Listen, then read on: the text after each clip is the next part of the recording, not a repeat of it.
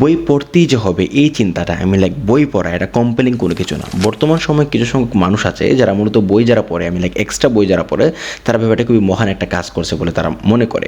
বিশেষ করে আমি যখন ভার্সিটি থেকে বাসায় ফিরি তখন বাসার মধ্যে আমি প্রায় সময় বই পড়ার চেষ্টা করি, আমি লাইক আউট বই পড়ার চেষ্টা করি আর কি।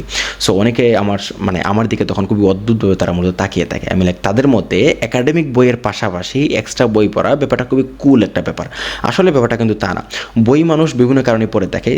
আমার মতে যে কয়টা কারণে মূলত মানুষ বই পড়ে থাকে তাদের মধ্যে একটা হচ্ছে কোনো একটা তথ্য জোগাড় করা, সেকেন্ড হচ্ছে বিনোদন বা এন্টারটেইনমেন্ট।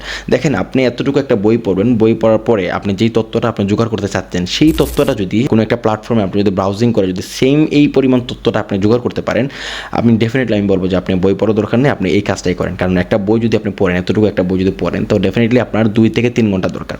সো আপনি সেই 2 থেকে 3 ঘন্টা ওয়েস্ট না করে সেই তথ্যটা যদি আপনি আধা ঘন্টায় আপনি তথ্যটা ফাইন্ড আউট করতে পারেন ইন্টারনেট থেকে, সো ডেফিনেটলি আমি বলবো যে এই বইটা পড়ার দরকার নেই। চলেন এখন কথা বলা যাক বিনোদন বা এন্টারটেনমেন্ট নিয়ে। দেখেন আগে একটা সময় ছিল যখন বাংলাদেশের টেকনোলজি এত ওয়াইডলি অ্যাভেলেবল ছিল না। সো সেই সময় মানুষদের যে বিনোদনের যে মাধ্যমগুলো বা বিনোদনের যে প্ল্যাটফর্মগুলো খুবই লিমিটেড ছিল।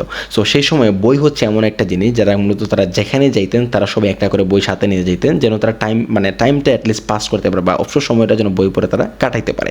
সো এখন যেহেতু আমাদের বিনোদনের মাধ্যমগুলো খুবই অ্যাভেলেবল, আপনি যদি চান যে কোনো সময় আপনার মোবাইলের মাধ্যমে আপনার টাইমটা পাস করতে পারেন, আমি লাইক বিভিন্ন প্ল্যাটফর্মে আপনি স্ক্রল করতে পারেন, রিলস দেখতে পারেন। বাট আগে কিন্তু এই সময়টা ছিল না বা এই সুযোগটা ছিল না। এখন আসি, আপনি যদি বই পড়েন তাহলে আপনার কী কী উপকার পাবেন, বা বই যদি না পড়েন তাহলে আপনার কি বিরাট কোনো ক্ষতি হয়ে যাবে কিনা। আসলে ব্যাপারটা কিন্তু তা না। আপনি যদি বই না পড়েন আপনার বিরাট কোনো ক্ষতি হবে না, বা বই যদি পড়েন তারপর আপনার বিরাট কোনো উপকার হয়ে যাবে না।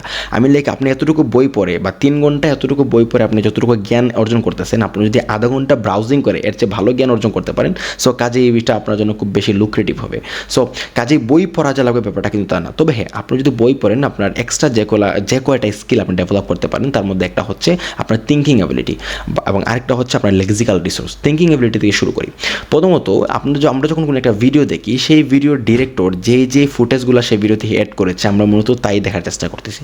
বাট আপনি যখন একটা বই পড়বেন, একটা বইয়ের লেখক যে মূলত সেই জায়গায় বর্ণনা দিবে, আপনি কিন্তু এই জায়গায় বর্ণনা যখন পড়বেন তখন এই বর্ণনা পড়ার সাথে সাথে আপনার সাবকনসিয়াস মাইন্ড কিন্তু এই এনভায়রনমেন্টটা আপনার কল্পনার জগতে ক্রিয়েট করার চেষ্টা করতেছে। সো এরকম যখন আপনি পড়বেন, পড়ার সাথে সাথে যেটা কল্পনা করবেন, এই যে একটা ব্যাপারটা, এরকম কিন্তু আপনার থিঙ্কিং অ্যাবিলিটিটা আপনি ডেভেলপ করতে পারবেন।